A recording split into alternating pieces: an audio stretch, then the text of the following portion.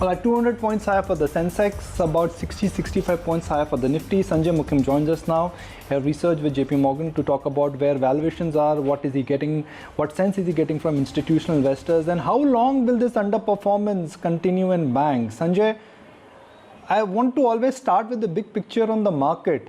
But I guess the last part of my question, if we can start today for a change with it, that one side markets are saying economy is coming back, things are getting normalized. The best way to bet on economy is always via financials and banks are getting butchered because of growth concerns. So either the market should not come back on hopes of economic recovery, and if markets are coming back on hopes of economic recovery, then banks should be coming back. Am I missing on something, Sanjay? Good morning. Great to be here. Look, the markets will do what they do, linked to global tides and risk appetites and so on. But for investors who have a slightly longer period of investing, right? So if you're looking at, let's say, a 6-12 month, then these are the opportunities that are created by the ebbs and flows of market, by the ebbs and flow of sentiment, for example. And you've got to take a view on valuations and fundamentals and stick your neck out. And that's where I argue that the Indian banks actually present a very decent opportunity, because we believe through a lot of analysis that loan losses for most banks in India are likely to remain very limited. And that's actually, to my mind, the bigger concern that people have on the private sector banks. And we can talk about why we think that is the case. But if these loan losses do not come in droves for these banks, then the valuations are very favorable. If there is an opportunity now because of underperformance, then that will be the time to add.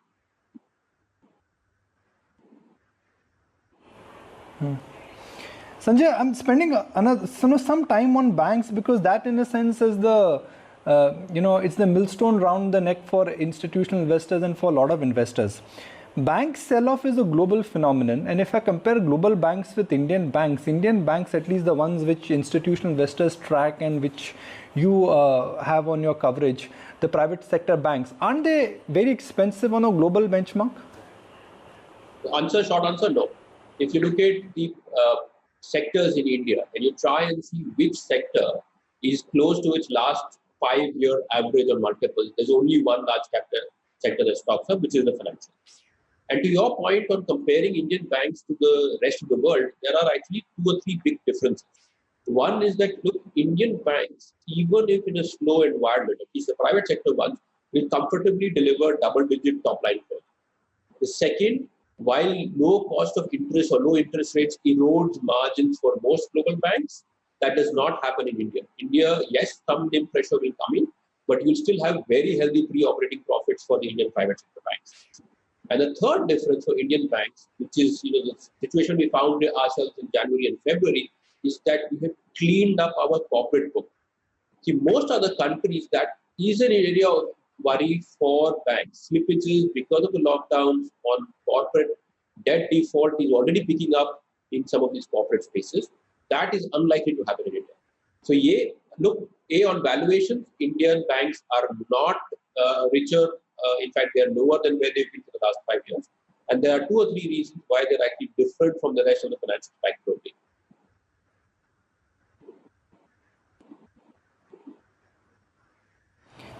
Fair point. It's a great point, Sanjay.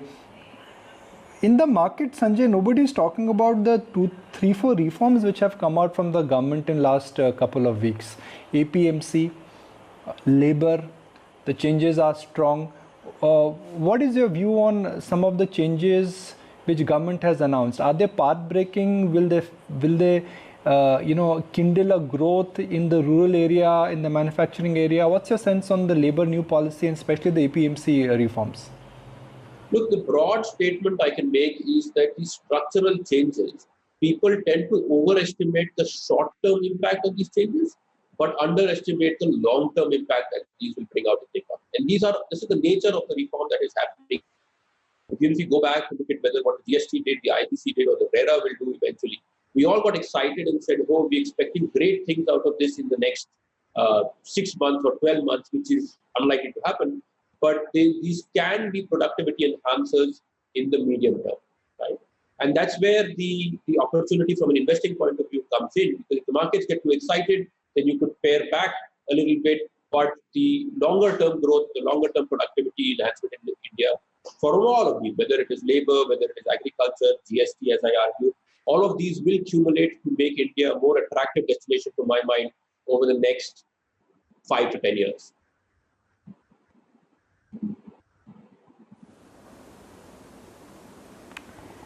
Okay, fabulous.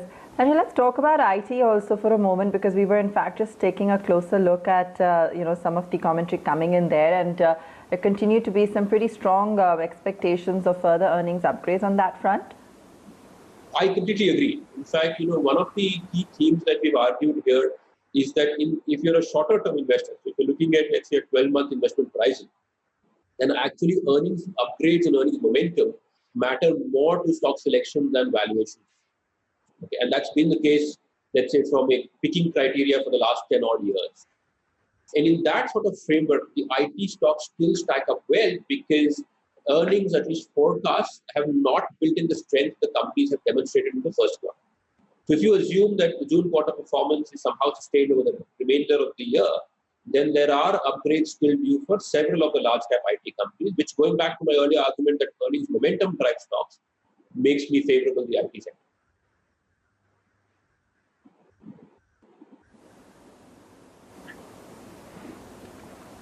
Okay, so that's definitely what's looking good when it comes to the IT pack in particular. In terms of the urban recovery, Sanjay, let me get your take on that and where we're at. There was an argument being made by someone saying that we haven't even started to draw the V, let alone anticipate a sharp recovery. What's your take? We are nervous on that front, and nervous more so because expectations of this recovery are very strong, right? So again, going back to the old argument that earnings momentum and earnings upgrades and downgrades matter more, if people are already putting that into their FY22 forecast and this recovery takes longer to come through, then that's a corner of worry for me. And the reason we argue is that, look, it's easy to take the economy from a 40% utilization to 85, 90, whatever level we are now. It's a much tougher ask to get that last residual bit, take it from that 90 to 105, especially in the remaining 12 months that we have, in the remaining few months that we have in this year. And if this vaccine comes in, even let's say in the next couple of months, getting the large chunks of population inoculated, getting it effectively rolled out through the country is going to take a long time. And until that happens, I don't see how you're going to get 100% urban recovery in the country anyway. So I actually think that this is a potential source of disappointment for investors.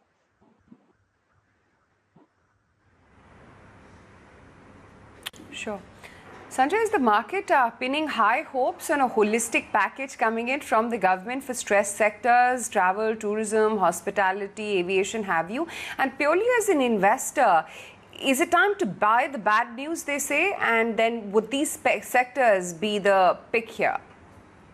Well, I think, look, the philosophy of buying a bad name at a good price versus buying a good name at a good price will always stick to the latter, right? So, to your earlier question, do I think the government of India is likely to come up with a major corporate stimulus package? My answer is no. Right? We'll obviously figure out whenever the government makes the decision, but there is a very delicate balance that the finance ministry must run in maintaining fiscal prudence. Because by the end of FY21, we are very likely to end up at government debt to GDP at around 85%. And why that matters is because the government of India is already paying around 27% of tax revenue as interest. So if you keep increasing leverage, your interest bill keeps going up. We are not like the US where 10-year bond yield is 0.5%. Our 10-year bond yield is 6%. So the government needs to very carefully come up with this balance. And in that sort of a tight resourcing environment, is it likely that I will get a big corporate stimulus? My assumption is no.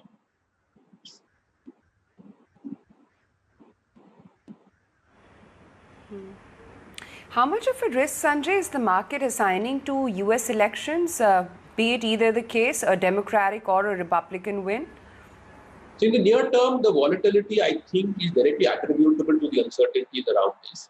I don't think people really worry too much about the policy implications of the outcome. Near-term concerns seem to be largely the fact that the fiscal stimulus might get deferred if political uncertainty continues. And we've seen commentary from major central bankers around the world that the stimulus is essential. And the market's kind of putting two and two together, saying, look, if it is essential but does not happen because of political uncertainty, then there is a cause for worry or growth. So if you see, let's say, the recovery in the last few days, that is also potentially linked to renewed hopes of a fiscal stimulus passing in the US.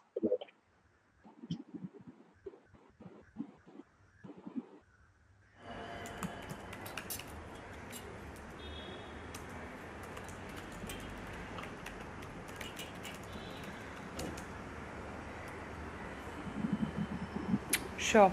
So tactically, Sanjay, where is it that you need to really draw the balance? Would you stay with the momentum movers, your platform companies, the entire IT, pharma pack, and of course the rural theme? Or do you think you're better off betting on the underdogs right now, and that's where you need to have the larger allocation, because that's where you're likely to generate higher beta when we are going to see an across-the-board rally, which pretty much we are sporadically? I think from a stock selection point of view, we've kind of argued vehemently that momentum, but not momentum in stock price, momentum in earnings, right?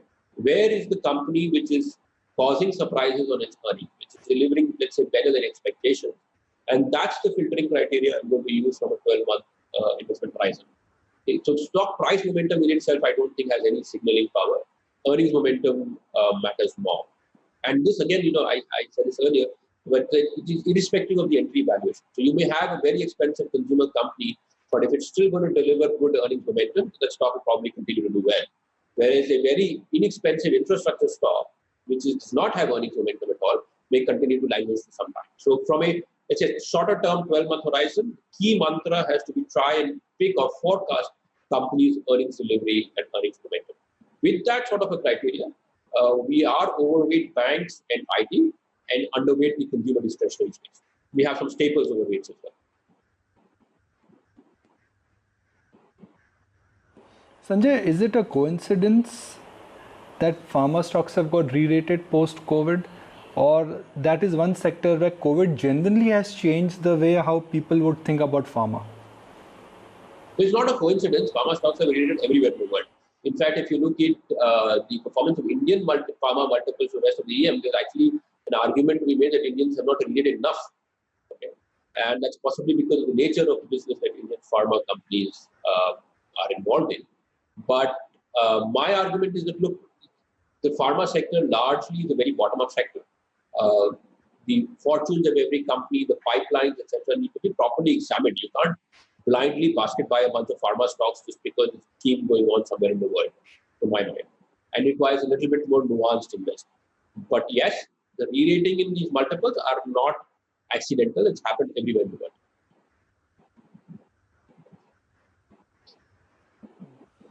Sanjay, where do you see there is scope for market, because stock market price is a function of EPS multiplied by PE. Where do you think right now there is scope for EPS growth and PE growth? Well, look, one, again, I emphasize this.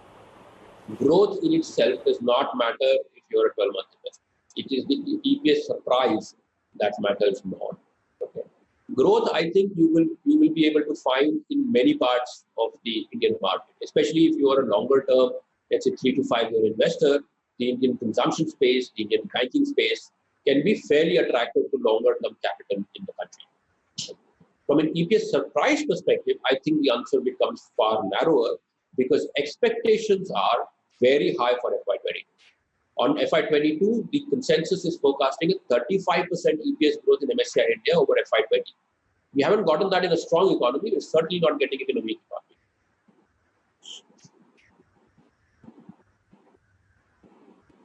So then what happens if expectations are very high for FY22 and if those expectations are not met? So do you think fundamentally speaking, this market is either nearing its top or has reached its top? I mean, pretty much we are now in the so-called fair value with a moderate premium growth. I mean, the cream is out. No, so let me complicate matters a little bit there.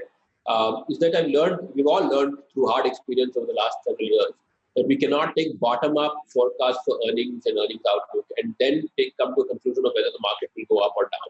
because the market goes up and down entirely driven by what is happening externally. If you look at the correlation of the Indian headline index, whether it is the Nifty, the Sensex, MSCI India, there has never really been any decoupling in the last 30 years in Indian indices. It may be once in 2014 for a short period, but that's about it. So the effect of earnings misses or disappointments is that you'll end up getting a narrower market. If there are 5 companies which are delivering earnings momentum, then those 5 will be rewarded. It will be a winner-take-all market, but the index will do what EM indices are doing or what global indices are doing.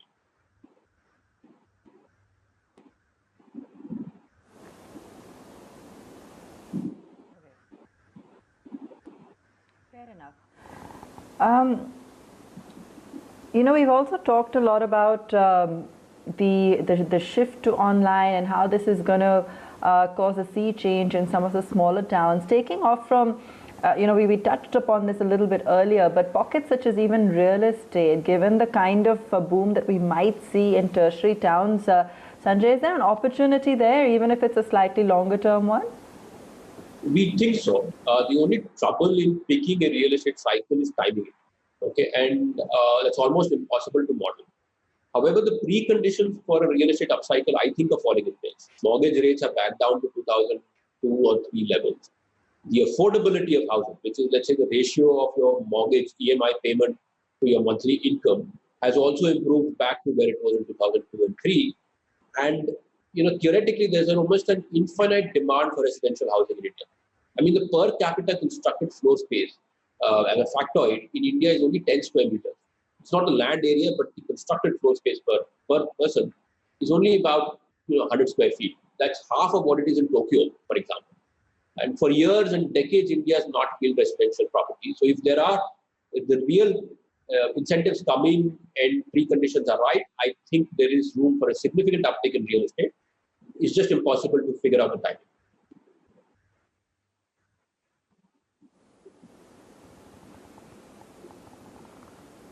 Okay, if we do see some kind of stimulus package coming in, at this point of time, would that be a pleasant upside? Would it be something that you are keenly awaiting, or something that wouldn't really affect the way that you're assessing the environment right now?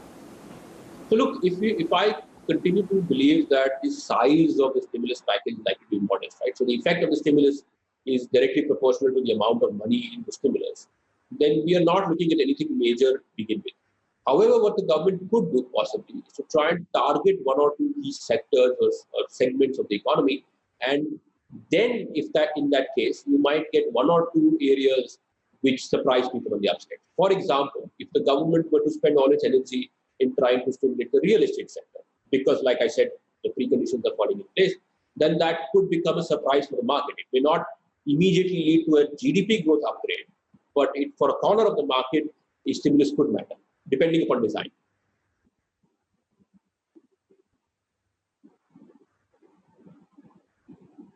Sanjay, great to have you on the show. Glad that you could take time out today and speak with us. Pleasure being on. Thank you.